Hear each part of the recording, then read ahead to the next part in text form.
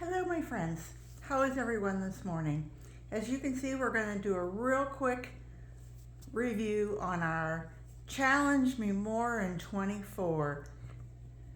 If I could pull you way back there, and I'm just going to scoot around and say hi to everybody.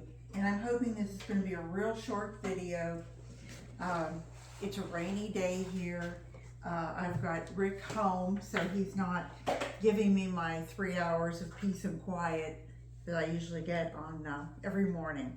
So our challenge is to divert 2,000 pounds this year from the landfill and leave it back in my yard. And the things that I'm doing, I did it last year. I got almost 2,000 pounds. We were going for 1,000, and which was really great. So I've challenged myself to 2,000 this year in hopes that maybe I could even get more. But I think 2,000 would be terrific for my yard. So what I wanted to do was just real quick go over all the things that we do, both on the, I always say the wet side and the dry side, and really the dry side is anything like any of my egg cartons, toilet paper rolls, paper towel rolls, tissue paper, Kleenex. There was a time when I didn't do that, and now I do. And we have it kind of set up where we just have our little paper bags, and when we come out, instead of just putting it in the trash, we put it in a little paper bag. And then when that's full, then I take a little paper bag out and I either put it in the worm bin, or I put it in the compost, or I dig it into, like if I'm doing plants, then I'll put a few of them into the base of the pot, or into the ground. Shredded paper, shredded cardboard, even things like this. People ask, well, aren't you worried about the dyes? And all I can think is, if you think of how many kids are, parents hand their kid here, hold on to that little box, and little babies are sucking on it. I can't imagine that there's anything that is harmful in it. Any of this stuff. If somebody who throws away the heel of the bread, it makes great breadcrumbs, but if you do, then don't do it. Give it to your composter, give it to your worms or whatever. Any of your things, now I don't weigh this, but any of the things that you soak, like if you soak your rice, take that liquid and put it into your watering can and add that to your plants. You would be just surprised at how it will get things to perk up. Also things in cans, like your canned peas or canned corn. If you get the ones that have low salt or no salt added, then I use that again in my sprinkling can, and I add that to my worms or my compost. I've even things on the front porch or my back porch, doesn't matter. I'll add that to the watering can. So you're adding just a little. You're not always giving something the full impact. Give it a little bit, and a little bit goes a long way. If you have fruits or vegetables, I keep a little pie pan in my freezer, and we add our frozen, add our fruits or vegetables to it. And when I give that to my worms, then I'm less concerned that I'm going to be creating a friendly bug environment. It kind of keeps everybody down, and it helps things to break down. You're breaking down that cellular wall, and as they thaw out, then the cell walls break down faster. The bacteria and microbes can move in, and then the worms then eat the bacteria. The worms don't actually eat the fruits or vegetables, they eat the bacteria that's forming on the fruits or vegetables. I came across an interesting video that I actually made a video from it, and it was Jeff Lawton, who was taking orange peels And he said the thing with oranges, any citrus, but especially oranges and lemons, those real glossy citrus, is that the oil in it makes them very hard to break down. So he said if you take it and dehydrate it first, and then you, and this is still a little rubbery, but if you dehydrate it first and then burn it, it will burn the oil off. It smells so wonderful.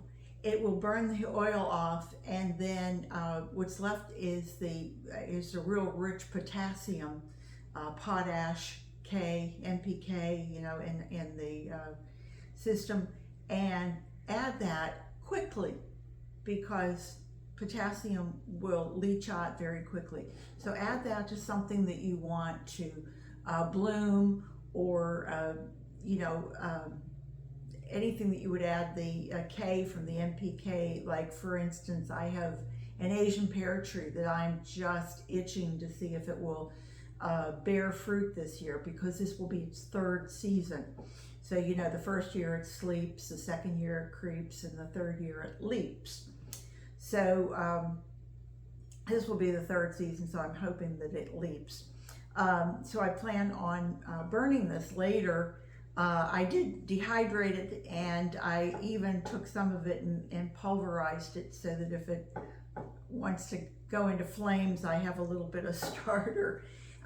So anyway, that was it. I think coffee grounds, I think most of you probably already know all these different things. The eggshells I usually pulverize. Sandra mentioned over at Nana's Worms and Gardens that she adds cotton to hers. And I do it with mixed emotions and with mixed results. I find that it kind of gets kind of clumpy and is kind of more of a pain than anything else. So sometimes I do, sometimes I don't. This is week 7, and 2,000 pounds basically breaks into about 40 pounds a week. I should have about 280 pounds. I'm a little short because we really haven't started cutting grass yet. My neighbor Brian, who lives up at the corner, he did cut down some of his crepe myrtle tree, and then we had another neighbor who had put his out for trash. We took that and we mulched it, so we have a nice amount of mulch.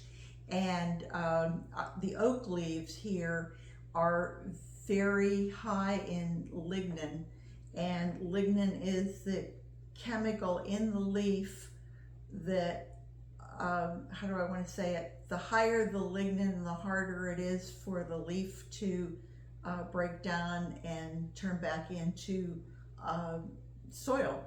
And where my drake elm leaves are low in lignin and tannins, the live oak leaves are very high in it.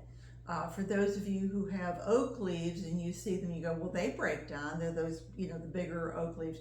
These are a small one, and they are just, they're a bugger. They just don't want to break down.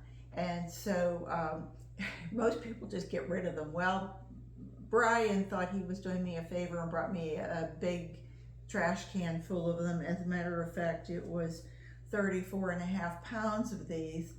And I took them out and I weighed them, and I ended up getting all that dust in my face a couple days ago. And yesterday I thought, oh my goodness, I have a cold again. And I think it was just all the dust that I had gotten. Even though I was trying to avoid it, I still got it. But I feel much better today, thank you. So anyway, long story short, I've got 44 pounds, 2.8 ounces.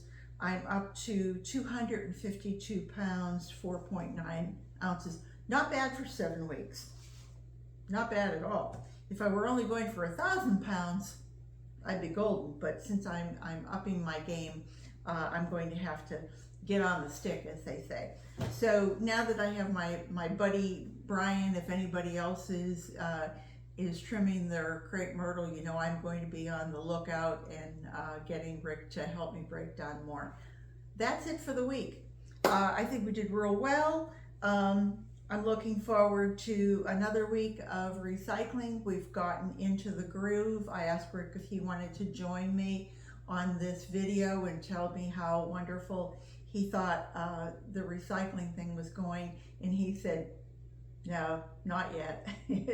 So coaxing him onto camera is always a hardship. He's not keen on it. One other thing I wanted to mention to you was I have some avocados, and I took the seeds rather, and they still have their skin on them, and I pulverized them. Now, for those of you who ever eat an avocado, I'm crouching over here, you know that it comes out and it's a creamy seed, but the skin on it is brown, and they were dried. And look at that. I mean, I hope you can see that. It almost comes out like a reddish, like a burnt orange. And it has, I asked Rick what he thought, and he said it has kind of a earthy smell to it. So if you have avocado seeds, don't throw them away, and don't feel like you have to give it to your worms or give it to your compost hole. Chop it up. Put it in your grinder, put it in your NutriBullet if you have it. I have told you guys that it makes a wonderful tea. So if you wish, cut it up first, put it in some boiling water, get all those nutrients out, drink them, and then use it maybe for your worms or compost. So that's it. Have a great Sunday or the great rest of your week. Take care, everybody, and remember, garden what you've got, and come back and see me again real soon, because I'll be here. Bye-bye.